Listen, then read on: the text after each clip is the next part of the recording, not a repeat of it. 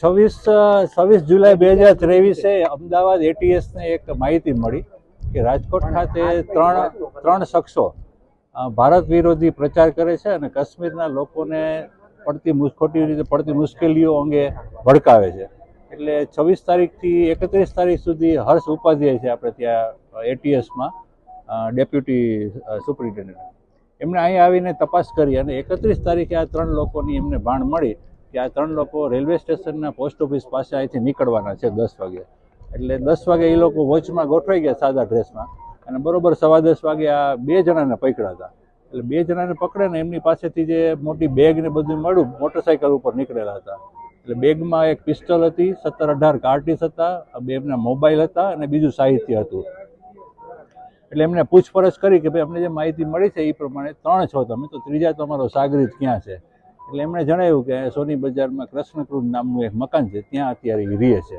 એટલે આ બંનેને ત્યાં રાખી પોલીસ કસ્ટડીમાં અને ડીવાયએસપી છે એ ત્યાં સોની બજારમાં જયા, કૃષ્ણકૃંજમાં જયા તો ત્રીજો ઈસમ પણ મળી ગયો. 3 મુસ્લિમ શખ્સો હતા, એકની ઉંમર 20 વર્ષ, બીજા 2ની ઉંમર 23 વર્ષ. એટલે આટલી નાની ઉંમરના 3 લોકોને આટલા હથિયાર અને કાર્ટીસ સાથે મળી આવ્યા. એના મોબાઈલમાં રાહે હિદાયત નામના એક ગ્રુપ છે કે જેમાં જિહાદ બાબતેની અમુક બાબતો છે એ જણાવવામાં આવે છે. કાશ્મીરના મુસ્લિમોને જે રીતે મુશ્કેલી પડે છે એના માટે મુસ્લિમ સમાજમાં જુદો કુપ્રચાર કરવામાં આવે છે. આવી બધું સાહિત્ય એને મળી ગયું. પ્લસ એવી પણ માહિતી મળી કે મસ્જિદમાં જઈને પણ આ લોકો મુસ્લિમોને ભડકાવે છે, કે અમુક વર્ગના મુસ્લિમોને. એટલે આ બાબતની બધી તપાસ કરી તો એની પાસેથી એટલું બધું સાહિત્ય મળી ગયું કે જ્યારે પોલીસ તપાસના અંતે ખબર પડી કે આ તો નાનકડા એક પપેટ જેવું છે, પૂતળા છે. આ સંચાલન બીજે બહુ દૂરથી થાય છે અને વેસ્ટ બેંગાલથી અહીંયા રાજકોટમાં આવીને આ લોકો રહે છે થોડા સમયથી, અને આવા ઘણા બધી જગ્યાએ માણસોને રાખેલા છે. એમનો આખો કેસ ચાલી ગયો અને એમની પાસેથી જે મળી આવે ને, જે વસ્તુઓ મળી આવી, પિસ્તલ મળી આવી, 18 કાર્ટીસ મળી આવ્યા, હિદાયતના સાહિત્યો મળી આવ્યા, કુરાનના અમુક સાહિત્યો મળી આવ્યા. આના ઉપરથી સાબિત થઈ ગયું કે ભાઈ આ લોકો દેશ વિરોધી, દેશની અખંડિતતા છે એ તોડવા માટેના પ્રયાસો કરે છે.